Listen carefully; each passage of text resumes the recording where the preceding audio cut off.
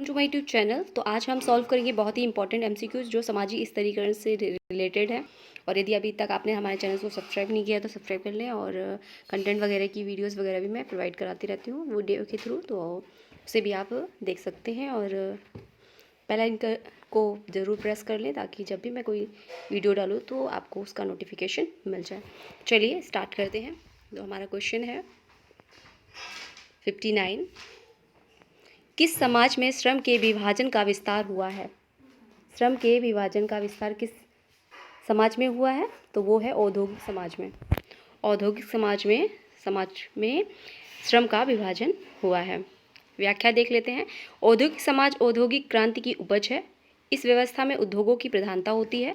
पड़ोस का लोप और द्वितीयक संबंधों की प्रमुखता औद्योगिक समाज की महत्वपूर्ण विशेषताएं हैं। इस समाज में श्रम विभाजन भी ज़्यादा पाया जाता है। उत्पादन बड़े पैमाने के कारण होने के कारण श्रम विभाजन भी अनेक स्तरों में पाया जाता है।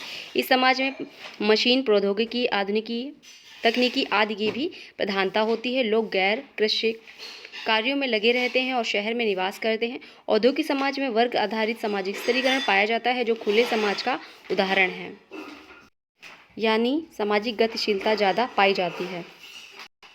नेक्स्ट क्वेश्चन है 60। प्रभु जाति की अवधारणा को प्रथम बार व्यवस्थित ढंग से किसने विकसित किया? तो किसने किया था? वो किया था एम.एन. श्रीनिवास जी ने। आंसर हमारा बी राइट है। प्रभु जाति की अवधारणा एम.एन. श्रीनिवास ने दी है। उसके अनुसार उन जाति को प्रबल या प्रभु जाति कहा जाता है जो किसी ग्राम अथवा क्षेत्र विशेष में आर्थिक एवं राजनीतिक दृष्टि से महत्वपूर्ण प्रभाव डालती हैं। इस जाति का पारंपरिक और प्रथानुगत जातीय श्रेणियों में सर्वोच्च स्थान होना जरूरी नहीं है।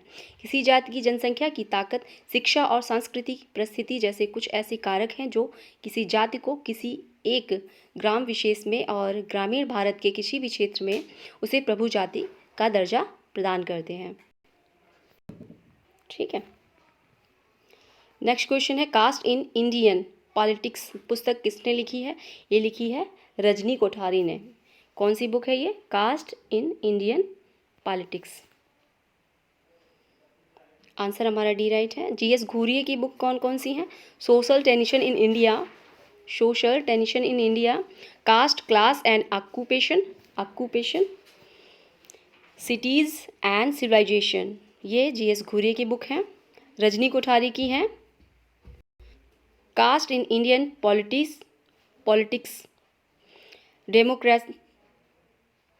Democratics polity and social change in India. ये बुक किसकी है? रजनी कोठारी की। तो ये भी आपको याद रखनी है। जजमानी प्रथा का व्यवस्थित अध्ययन किसने किया है? तो ये किसने किया है? ये आंसर हमारा है W.H. वाइजर ने। जजमानी व्यवस्था एक प्रकार की विनिमय प्रणाली है जो अंतर्जातीय संबंधों द्वारा निर्धारित होती है। इसका संबंध परिवार में से होता है और इस व्यवस्था के 3 विशेषताएं होती हैं: टिकाऊ, विशिष्ट और बहुआयामी। टिकाऊ से तात्पर्य यह व्यवस्था वंशागत चलती रहती है। शिष्टता से मतलब होता है वो होता है विशेष परिवार की सेवा एक ही परिवार से ली जाती है। यह बहुआयामी होती है, यानी यह आर्थिक के अलावा सामाजिक सांस्कृतिक भी होती है। जजमानी व्यवस्था विलियम वाइजर ने इस कॉन्सेप्ट को दिया है। नेक्स्ट है निम्नलिखित युग्मों में से कौन सा सही सुमेलित नहीं है? तो कौन सा सही नहीं है? वो है सी, पूंजीवाद समानतावाद। तो पूंजीवाद में तो समानता होती ही नहीं है, तो आंसर हमारा सी है। पूंजीवादी व औद्योगिक समाज की विशेषता है। पूंजीवादी समाज समानता पर आधारित नहीं होती है। इसे समाज 2 वर्गों में बटा होता है, जैसे पूंजीवादी वर्ग और श्रमिक वर्ग। दोनों वर्गों में सामाजिक विभिन्नता उच्च स्तर की पाई जाती है। पूंजीवाद आधारित औद्योगिक समाज में द्वितीयक संबंधों की प्रधानता रहती है। व्यक्ति संविदात्मक रूप से जुड़ा होता है। ठीक है। नेक्स्ट क्वेश्चन है निम्नलिखित में से the myth of the caste system पुस्तक किसकी है? The myth of the caste system book किसकी है? ये है आंद्रे बेते की। आंसर हमारा ए राइट है। आंद्रे बेते की और भी बुक्स देख लेते हैं। Inequality and social change, caste old and new, the future of backward class, inequality and in equality and inequality, caste, class and power, studies in American social structure. तो ये book है हमारी आंध्र बेते की। जीएस घूरिये की है caste, class and occupations, social tension in India. Hutton ji की हैं caste in India, Soma Naga. ठीक है, नेक्स्ट क्वेश्चन है हमारा, सामाजिक स्त्रीकरण का प्रकारात्मक सिद्धांत किसकी कृति है? प्रकारात्मक सिद्धांत किसकी कृति है? डेविस एंड मूर की। आंसर हमारा ए राइट है। सामाजिक स्त्रीकरण का प्रकारात्मक सिद्धांत का प्रतिपादन डेविस एंड मूर जी ने किया था। किसने किया? डेविस एंड मूर ने। और अपनी पुस्तक कौन? सम प्रिंसिपल ऑफ स्ट्रैटिफिकेशन, इसमें इन्होंने प्रकारात्मक सिद्धांत स्त्रीकरण का, सामाजिक स्त्रीकरण का प्रकारात्मक सिद्धांत दिया था। इस सिद्धांत में इन्होंने समाज के जो मूल्य बताए थे वो बताए थे। समाज के कुछ पद तुलनात्मक रूप से महत्वपूर्ण होते हैं, व्यक्ति की योग्यता के अनुसार वह पद मिलता है उन्हें, और व्यक्ति समाज में परीक्षण प्राप्त करके ही वे पद ग्रहण करते हैं। उन पद से प्रतिष्ठा, पुरस्कार आदि जुड़े होते हैं। आगे हैं, समाज में असमानता परितोषित व्यवस्था का होना नितांत आवश्यक होता है। ठीक है, नेक्स्ट क्वेश्चन है, बेबर के स्त्रीकरण के प्रतिमान को जाति के अध्ययन में किसने प्रयोग किया है? तो किसने किया है? आंद्रे बेत्ते ने, बेबर के। ठीक है, बेबर के, ये आपको याद रखना, एग्जाम में आया था क्वेश्चन नेट के। आगे व्याख्या देख लेते हैं। आंद्रे बेत्ते ने बेबर के सिद्धांत जो वर्ग, परिस्थिति एवं सत्ता का के आधार पर भारतीय समाज में संस्तरण का अध्ययन किया। उनकी पुस्तक caste, class and power, caste, class and power किसकी है? आंद्रे बेत्ते की है। इस सिद्धांत के आधार पर तंजौर जिले के में इन्होंने अध्ययन किया था। बेबर का संस्तरण सिद्धांत त्रिनेत्रीय सिद्धांत कहलाता है। ठीक है, चलिए नेक्स्ट क्वेश्चन देखते हैं। 67, संस्कृतिकरण को प्रक्रिया से जाति व्यवस्था में सामाजिक गतिशीलता को कहा जाता है। क्या कहा जाता है? आंसर हमारा है बी राइट, केवल स्थिति में परिवर्तन। फिर से ध्यान से क्वेश्चन को समझ लीजिए। संस्कृतिकरण की प्रक्रिया में जाति व्यवस्था में सामाजिक गतिशीलता को कहा जाता है केवल स्थिति में परिवर्तन। व्याख्या देख लेते हैं।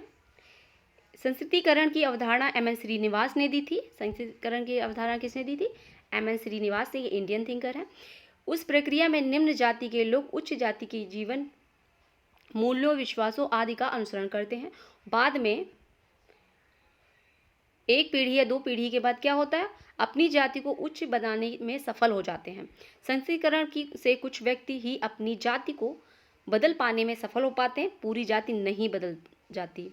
ठीक है, यानी जिस जाति के लोग संस्कृतिकरण के द्वारा उच्च जाति के हो जाते हैं, पुनः उस जाति के अन्य लोग मौजूद रहते हैं, वह जाति पुनः खत्म नहीं हो जाती। इस प्रकार संस्कृतिकरण व्यक्ति के स्थान में परिवर्तन लाता है, ना कि पूरी जाति संरचना को बदलता है। संस्कृतिकरण द्वारा व्यक्तियों को सामाजिक परिस्थिति में को बढ़ाने में मदद करती है।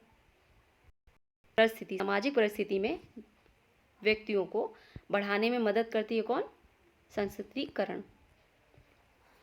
नेक्स्ट क्वेश्चन है, निम्नलिखित में से किस समाजशास्त्री ने सामाजिक गतिशीलता को सोशल क्लाइंबिंग व सोशल सीकिंग के रूप में वर्गीकृत किया है? तो किसने किया है? आंसर हमारा है बी, सोरोकिन ने। किसी समाज की सामाजिक गतिशीलता स्त्रीकरण की व्यवस्था में सामान्यतः व्यक्तियों और कभी कभी किसी संपूर्ण समूह की विभिन्नताओं पर पद परिस्थितियों के बीच होने वाले संक्रमण, परिवर्तन को सामाजिक गतिशीलता कहते हैं। सामाजिक गतिशीलता सामाजिक आकाश में पद परिस्थिति के परिवर्तन का संकेत देती है। सामाजिक गतिशीलता पर अध्ययन करने वाले मुख्य विचारक हैं marks, Pareto, Davis, marks, Pareto और डेविस, मूर, पीटर ब्लाउ, ओरिशन डंकन जो हैं, जॉन गोल्ड थोरेपे। नॉर्थरोप। ठीक है, नेक्स्ट क्वेश्चन है 69, अंतर पीढ़ीगत व्यवसायिक गतिशीलता और अंतः पीढ़ीगत व्यवसायिक गतिशीलता संबंधी वर्गीकरण किसने दिया था? तो ये किसने दिया था? ये दिया था लिप्सेट और बेनेडिक्ट्स ने। आंसर हमारा ए राइट है। व्याख्या भी देख लेते हैं। एक पीढ़ी से दूसरी पीढ़ी की सामाजिक परिस्थिति में होने वाले उदग्र परिवर्तन अंतर पीढ़ी गतिशीलता का द्योतक है।